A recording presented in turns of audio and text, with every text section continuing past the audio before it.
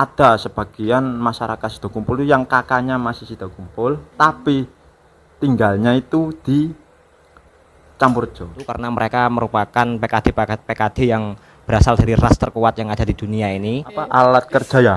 Alat. Iya itu. Kembali ya. Baik, kita bisa lebih baik Paciran Rapakan.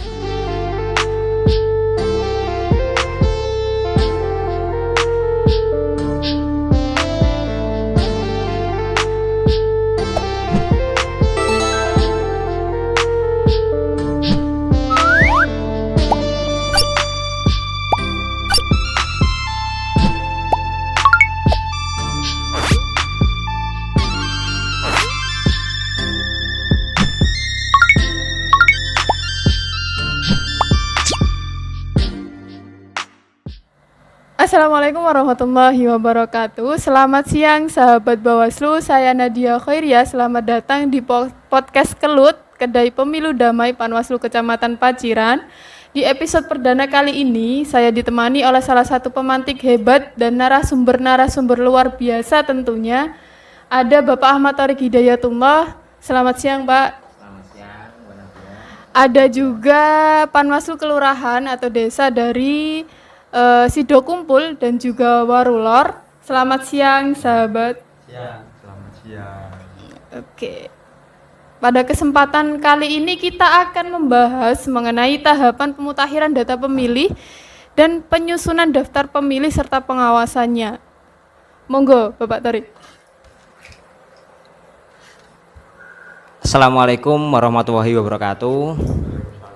Selamat siang semuanya sahabat Bawaslu dimanapun berada, bahwa dalam podcast kali ini kita akan berbicara mengenai tema pemutakhiran data pemilih dan penyusunan daftar pemilih untuk pemilu 2024. Sebelumnya bahwa kehadiran dari podcast Kelut ini, Kedai Pemilu Damai ini adalah suatu yang perdana ya, sebenarnya ini sebagai ajang dari belajar dari pengawas kelurahan desa dan juga untuk memperkaya hasanah wawasan dan juga kapasitas dari para pengawas di Kecamatan Paciran dan juga sekaligus untuk mensosialisasikan bagaimana tahapan pemilu 2024 itu berjalan hingga sampai saat ini. Dalam keberjalanannya mulai awal pengawas di Kecamatan Paciran hingga di pengawas kelurahan desa terus melakukan pengawasan untuk memvalidasi dan mengakurasi data pemilih yang ada yang dilakukan oleh penyelenggara teknis. Kita juga melakukan uji petik dan juga melakukan patroli pengawasan hingga membuka posko ya, layanan aduan bagi masyarakat apabila ada permasalahan atau data-data yang perlu untuk dimutakhirkan. Dan untuk lebih lanjutnya nanti juga akan dijelaskan oleh pengawas kelurahan desa yang dalam hal ini sudah hadir dari desa Warulor dan juga dari desa Sidokumpul. Mungkin itu saja yang dapat saya sampaikan di awal. Mungkin nanti kita bedah ya secara lebih mendalam. Mungkin itu sahabat Nadia. Oke, terima kasih kepada Bapak Thoriq. Kita di sini bincang-bincang santai saja ya sahabat. Ada beberapa pertanyaan yang ingin saya ajukan. Salah satunya bagaimana sih pergerakan awal dari DPS itu berubah menjadi DPT, khususnya di desa Warulor dan juga Sidokumpul. Silahkan sahabat. Siapa dulu? Sahabat Warulor. Oke, terima kasih Mbak Nadia atas kesempatan untuk menjawabnya. Jadi di desa Warulor itu desa yang cukup mungil dan kecil, terletak di pojok paling utara sendiri dari Kecamatan Paciran dan berbatasan langsung dengan daerah Kabupaten Gresik. Di Desa Warulo tersebut ketika ADP 4 turun itu jumlah pemilihnya berkisar di angka 1.300-an. Namun setelah terdapat adanya tahapan coklit, tahapan DPS, lalu DPS HP hingga sampai tahapan DPT, angka tersebut menyusut menjadi 1051 karena di desa tersebut cuma terdapat 4 TPS itu, Mbak. Lumayan banyak sekali ya. Enggak juga, Mbak, sebenarnya. Lanjut ke sahabat Sido Kumpul. Silahkan. Oke, sahabat Sido Kumpul. Jadi di Sido Kumpul sendiri itu kan ya nggak jauh amat sama Warulor, ya mungkin satu daerah ya. Kalau orang nyebut itu per komplek gitu. Tapi di situ ada desa, terutama desa Sido Kumpul dan desa Warulor. Kita bertetanggaan. Ya. Mungkin situasinya juga sama. Terkait TPS juga kita mengetahui TPS di Sido Kumpul itu sangat sedikit dibandingkan dengan TPS-TPS yang ada di desa lain ya. Seperti yang ada di Blimbing atau di Paciran itu sangat banyak sekali. Nah, untuk tadi yang di Warulor kan ada 4. Nah, di Sido Kumpul sendiri itu ada 6. Nah, dulu waktu saat pemilu 2019 itu ada 7 TPS. Akhirnya menyusut dikarenakan memang ada mungkin perubahan. Pada saat itu ADP 4 turun. Pemilih yang ada di Sido Kumpul itu ada 1590-an. Nah, setelah melewati beberapa tahapan pencoklitan, pemutakhiran di pada tahapan DPS, terus DPS HP, terus yang terakhir ini DPT yang itu menyusut menjadi 1518 ya. Ya, sampai sebanyak itu menyusutnya ya karena memang ada pemilih-pemilih yang TMS itu. Nah, TMS-nya juga mungkin dikarenakan ada yang meninggal, ada yang pindah, terus juga ada yang tidak dikenal. Nah, jadi seperti itu. Hampir sama ya. Hampir sama. Oke. Kita bincangnya santai saja ya. Sambil ngopi boleh, bukan begitu, Bapak Tarik? Ya. Oke.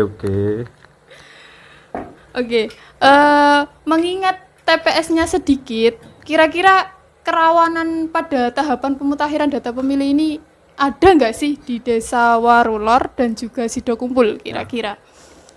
Sedikit tahu mungkin kalau pertanyaan ini bisa diawali oleh PKD Warulor ya, karena ya gitulah. Gimana, Bos? Oke, Mbak.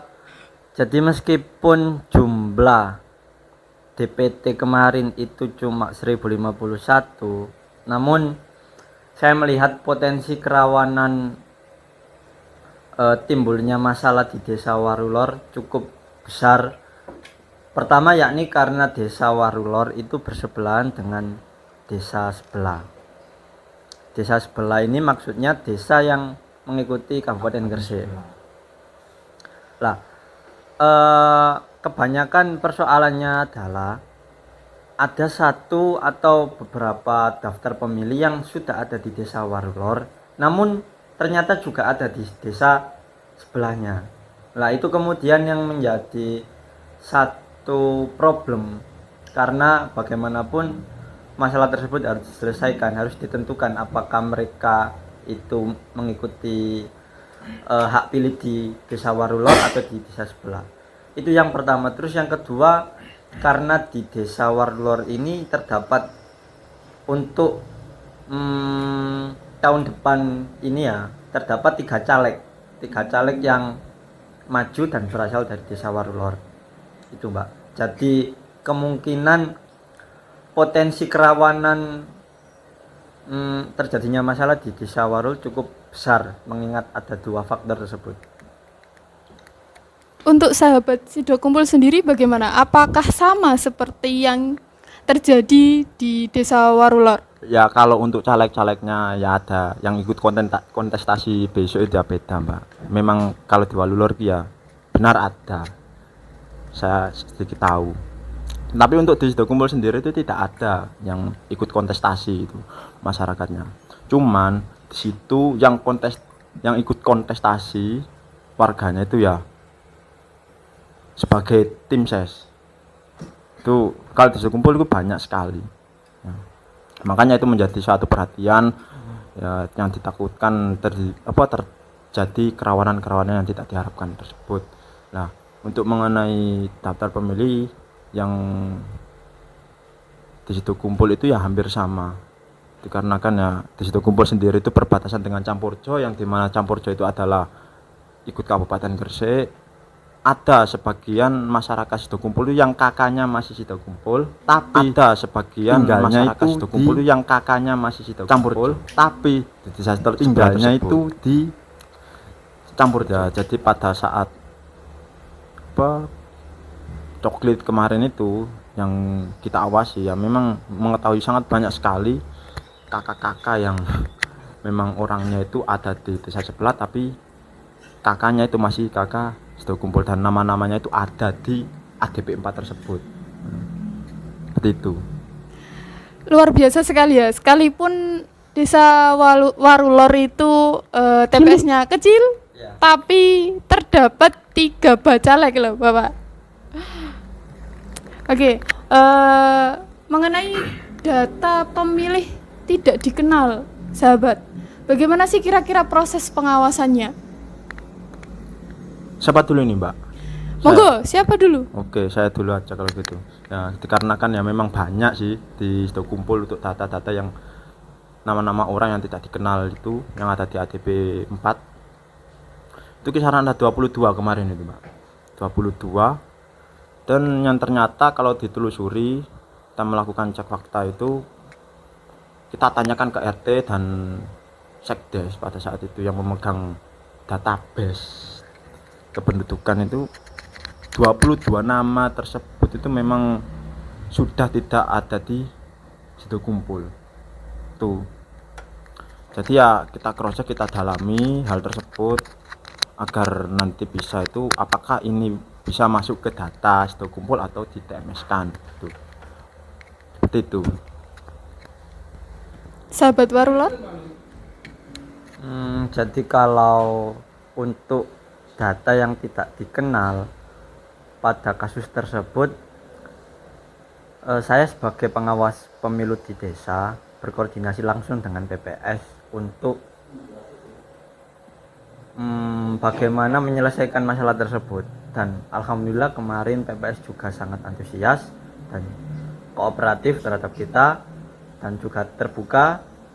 Jadi untuk persoalan data pemilih yang tidak dikenal di desa Warulor itu sudah kita selesaikan. Dan untuk jumlahnya kemarin itu ada sekitar 50 lebih orang yang tidak dikenal. Itu macam-macam faktornya. Ada yang kemudian namanya double tapi beda huruf, ada yang sudah lama berpindah tempat dan lain sebagainya. Berarti perlu ketelitian juga ya? Ya memang perlu ketelitian sih ya, karena kan itu menyangkut hak pemilih gitu Mbak. Jadi ya kita harus cermat dan sangat berhati-hati gitu. Lalu mengenai perubahan data pemilih nih sahabat, kira-kira pada tahapan ini kan tentunya data pemilih itu berubah secara terus-menerus bahkan setiap harinya. Kira-kira sistem pelaporannya kalian kepada Panwaslu kecamatan itu bagaimana sih? Ya karena kan di desa itu ya kita menyediakan posko di Sido Kumpul itu, jadi kan nanti untuk menerima aduan-aduan dari masyarakat terkait adanya perubahan data pemilih tersebut. Nah kita inventarisir dulu. Nah untuk tahapan selanjutnya ya mungkin baru bisa kita laporkan dengan bukti, yakni biasanya yakni bukti itu surat keterangan yang berasal dari desa. Entah itu meninggal atau pindah domisili atau berubah nama, barangkali mungkin ada. Kita tetap menunggu laporan-laporan tersebut.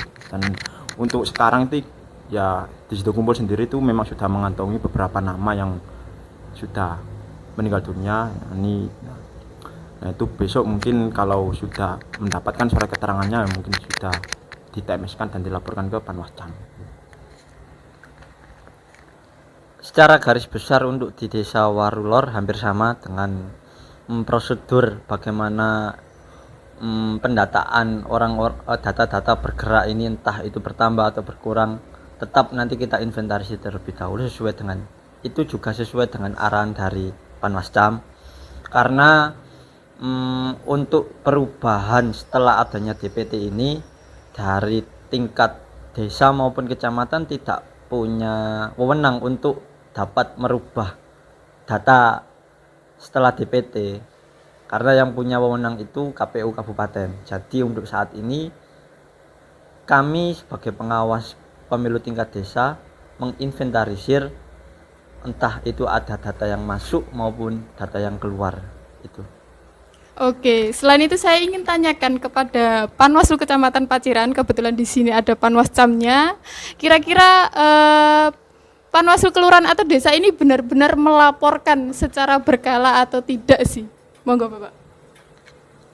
Ya, alhamdulillah dari serangkaian tahapan, khususnya di tahapan pemutakhiran data pemilih dan penyusunan data pemilih ini, para PKD sudah secara kooperatif ya, secara berkala melaporkan setiap ada apapun ya, terutama terkait dengan pergeseran data yang ada di desa masing-masing ya. Karena memang saya melihat juga dari sahabat-sahabat PKD ini juga sangat antusias dan juga memang punya kapasitas dalam bidang itu, karena mereka merupakan PKD yang berasal dari ras terkuat yang ada di dunia ini.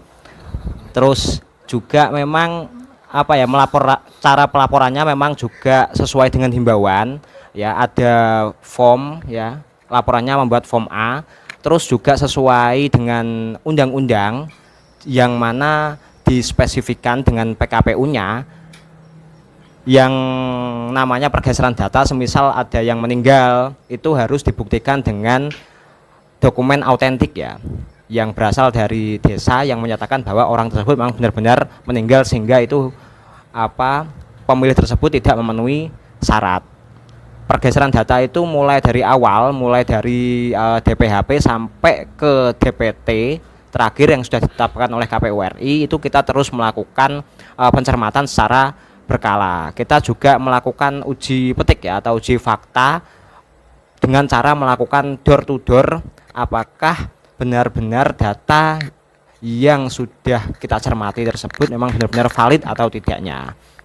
Itu utamanya. Terus juga hingga saat ini ya, dari 17 kelurahan atau desa yang ada di Kecamatan Paciran ini, untuk DPT terakhir itu kan ada 74.895 pemilih ya, aktif ya, dari yang tersebar di 290 TPS se-Kecamatan Paciran. Tentu hingga saat ini itu masih ada pergerakan data, sehingga kita juga meminta kepada PKD untuk melakukan pelaporan secara berkala. Dan alhamdulillah hingga kini hal tersebut atau pelaporan tersebut berjalan dengan lancar. Ya mungkin ada beberapa hal yang sedikit itu mungkin ya wajar terjadi lah, karena PKD ini kan di masing-masing desa juga hanya ada satu ya.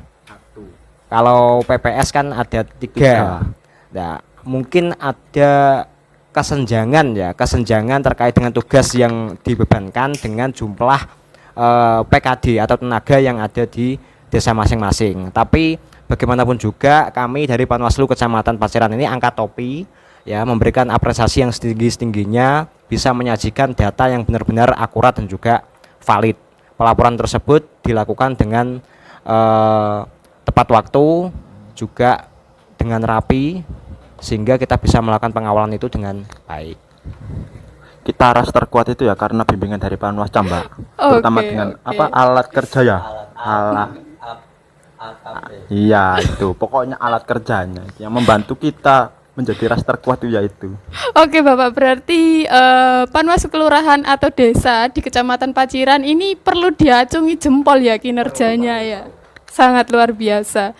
Oke, kepada sahabat yang ingin saya tanyakan lagi, mengapa sih pemutakhiran data pemilih ini itu penting untuk diawasi secara cermat? Ya. Kira-kira alasannya apa? Jika ditanyakan mengapa tahapan ini menjadi penting, karena negara punya kewajiban untuk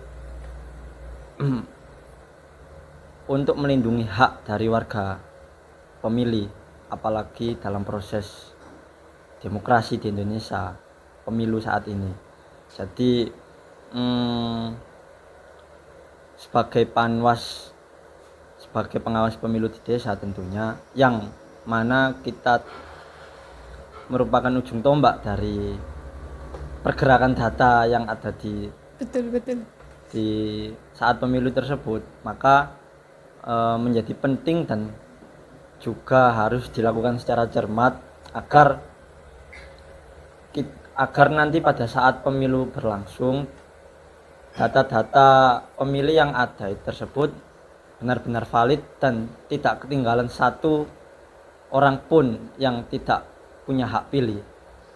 Jadi tugas kita adalah menjaga hak pilih orang tersebut. Oke.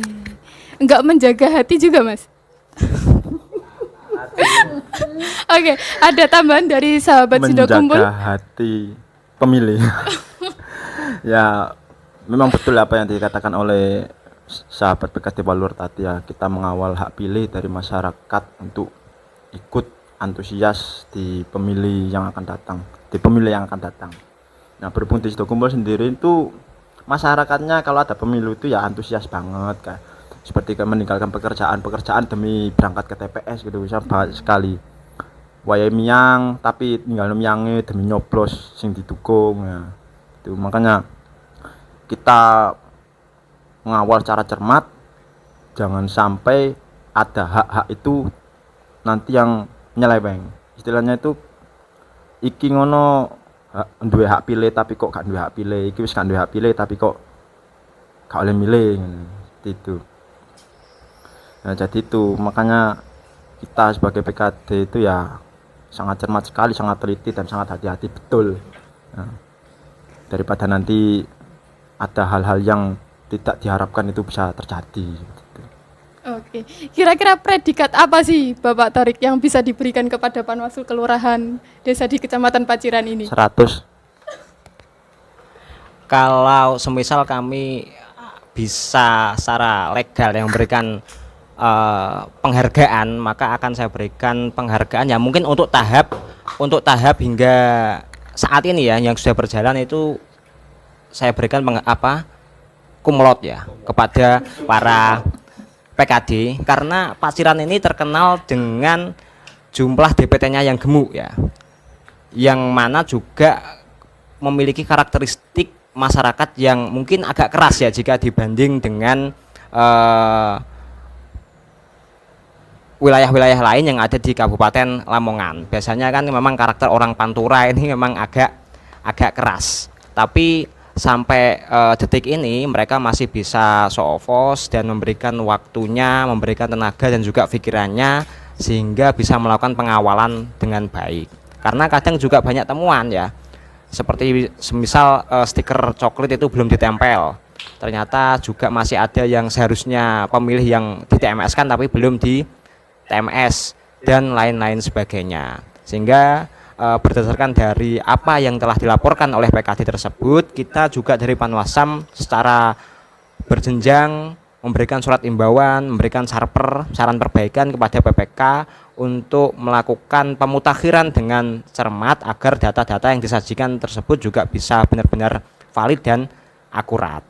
Sehingga kalau kita tidak memiliki ya ujung tombak ya seperti PKD ini kita juga kerepotan ya di Panwas Kecamatan Paciran ini kerepotan, sehingga PKD ini menjadi garda terdepan dan kami memang benar-benar mengapresiasi. Makanya tadi semisal ada penghargaan atau apa ya, nilai tersebut kita berikan nilai kumlot kepada para PKD kita yang ada di Kecamatan Paciran. Oke, luar biasa sekali. Terakhir nih sahabat, pertanyaan krusial yang ingin saya tanyakan, seberapa jauh sih masyarakat itu peduli terhadap tahapan pemilu ini? Monggo, siapa yang mau duluan? Saya dulu aja, Mbak. Oke, sahabat Sido Kumpul. Nah, itu terkait kepedulian atau antusias masyarakat di Sido Kumpul sendiri itu ya memang yang seperti yang saya katakan tadi. Dia rela meninggalkan pekerjaan demi berangkat ke TPS untuk memilih ya yang dipilih dia. Terus terkait untuk masyarakat yang hak pilih masyarakat di Sido Kumpul itu pernah ada ketika kita melaksanakan uji fakta door to door dari rumah ke rumah. Ada salah satu rumah itu yang memang belum tercoklit dan dia itu keluar istilahnya memanggil saya kan, kenapa kok saya gak ditempeli stiker gitu kan ya. Setelah itu ya memang saya tanyai dan memang belum. Terus setelah itu saya tanyakan ke petugas teknisnya antara Pantarli dan PPS, itu memang belum dicoklit dikarenakan ya memang di ADP 4 itu tidak ada nama orang tersebut, dikarenakan memang orang itu pindahan yang sebelumnya itu berada di kabupaten sebelah. Nah setelah itu dengan keinginan yang sangat tinggi biar agar orang tersebut itu bisa memilih di Sido Kumpul, menjadi pemilih di Sido Kumpul, akhirnya teman-teman dari PPS itu melaksanakan coklit. Nah, itu setinggi itu. Jadi di Sido Kumpul itu tidak mau ada satupun yang tertinggal untuk tidak memilih itu, karena antusias tersebut. Jadi ya termasuk kepedulian lah terhadap pemilu masyarakat. Nah, kita juga mengawal hak pilih masyarakat di Sido Kumpul. Ada tambahan dari sahabat Warulor? Kalau untuk pengalaman saya sendiri untuk melihat seberapa jauh masyarakat antusias terhadap adanya pemilu ini, saya seringkali ditanyai oleh warga yang tahu jika saya PKD. Mereka tanya kapan pemilu itu diadakan. Itu bagi saya salah satu indikator bahwa mereka punya konsen terhadap pemilu.